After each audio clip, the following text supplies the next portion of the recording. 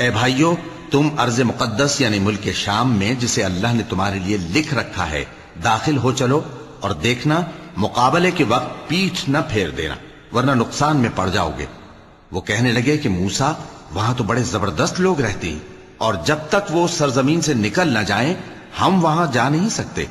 ہاں اگر وہ وہاں سے نکل جائیں تو ہم جا داخل ہوں گے۔ جو لوگ اللہ سے ڈرتے تھے ان میں سے دو شخص جن پر اللہ کی عنایت تھی کہنے لگے کہ ان لوگوں پر دروازے کے رستے سے حملہ کر دو، پھر جب تم دروازے میں داخل ہو گئے تو فتح تمہاری ہے، اور اللہ ہی پر بھروسہ رکھو اگر تم واقعی ایمان والے ہو۔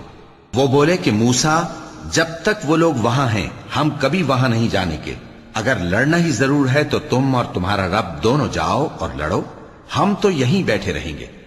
موسیٰ نے اللہ سے التجا کی کہ پروردگار، میں اپنے اور اپنے بھائی کے سوا اور کسی پر اختیار نہیں رکھتا، سو تو ہم میں اور ان نافرمان لوگوں میں جدائی کر دے۔